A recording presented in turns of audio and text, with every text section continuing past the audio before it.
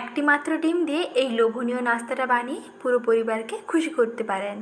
আর রেসিপিটি শেষ পর্যন্ত দেখতে থাকুন, আশা করি খুবই ভালো লাগবে।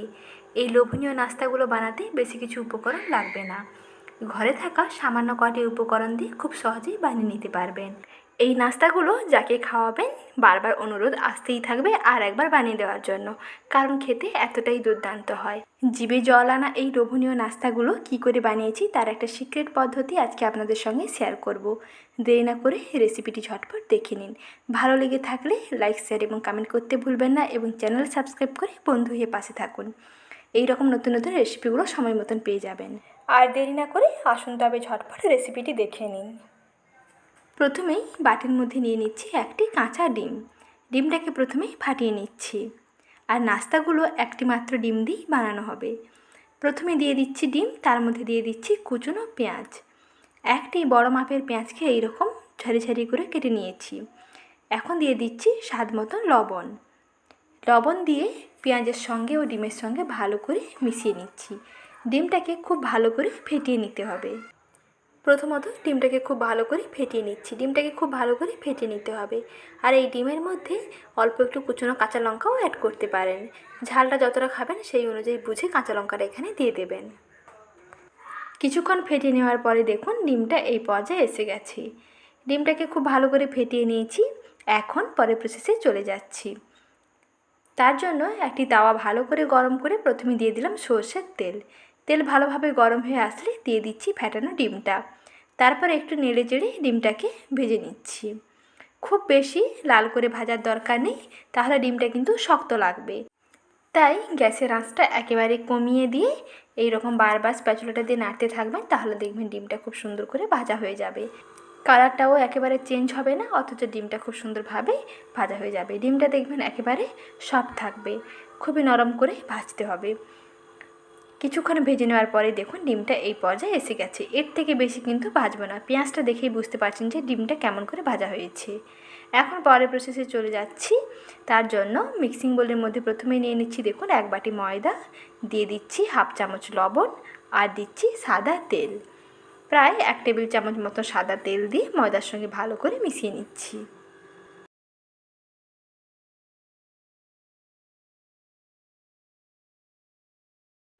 কিছুক্ষণ এইভাবে হাত দিয়ে দুলে দুলে ময়দার সঙ্গে ময়ামটা দিয়ে নিয়ে তারপরে অল্প অল্প জল দিয়ে মেখে নিতে হবে। জলটা অল্প অল্প করে দিয়েই মাখবেন, তাহলে মাখানোটা কেমন করে হবে তাহলে বুঝতে পেরে যাবেন। জল একসঙ্গে বেশি পরিমাণে দিয়ে দেবেন না, তাহলে ডোটা খুবই পাতলা হয়ে যাবে। আবার জলটা যদি খুব কম থেকে যায় তাহলে ডো কিন্তু শক্ত হয়ে যাবে। তাই জলটা সবসময় অল্প অল্প করে দিয়েই মাখবেন, তাহলে বুঝতে পেরে যাবেন জলটা কতটা লাগবে। দেখুন ওপরটা এরকম মাখানো হয়ে গেছে, নিচের ময়দাটা কিন্তু এখনও কিছুটা শুকনো আছে। সেখানে আবারও একটু জল দিয়ে এইরকম মেখে নিলাম। কিছুক্ষণ মেখে নেওয়ার পরে দেখুন ডোটা এইরকম পর্যায়ে এসে গেছে। আরও কিছুক্ষণ মেখে নেওয়ার পরে ডো দেখবেন একেবারেই নরম হয়ে যাবে। ডোটা দেখুন একেবারে সফট হয়ে গেছে।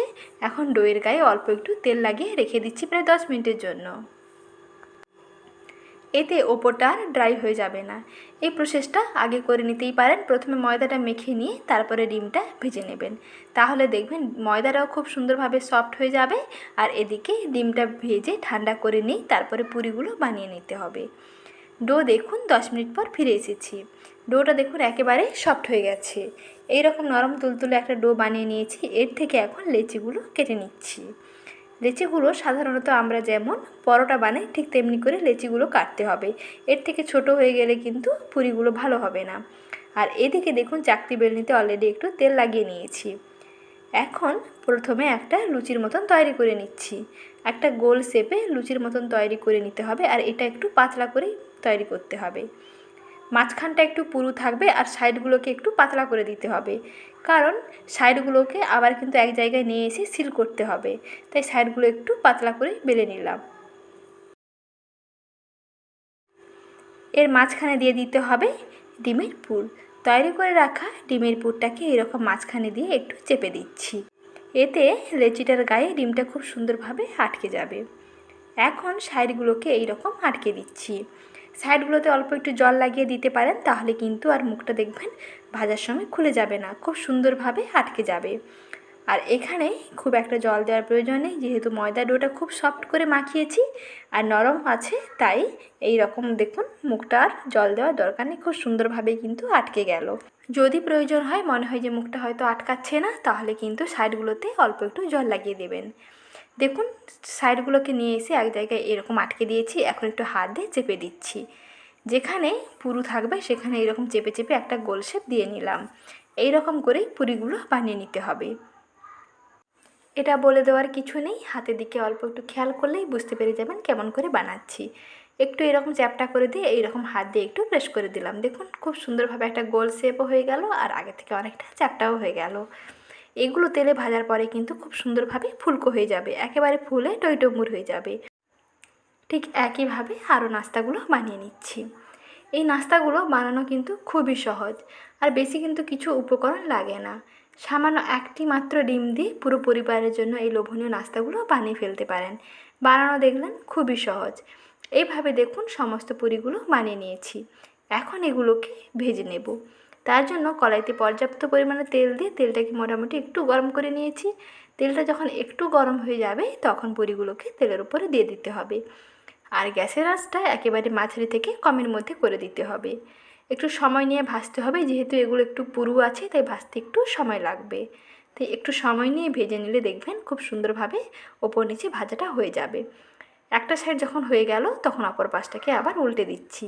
এইভাবে ওপর নিচে করে গোল্ডেন ব্রাউন করে ভেজে তুলে নিতে হবে। যখনই দেখবেন কালারটা খুব সুন্দরভাবে চেঞ্জ হয়ে যাবে তখনই বুঝতে পারবেন যে এগুলো খুব সুন্দরভাবে ভাজা হয়ে গেছে।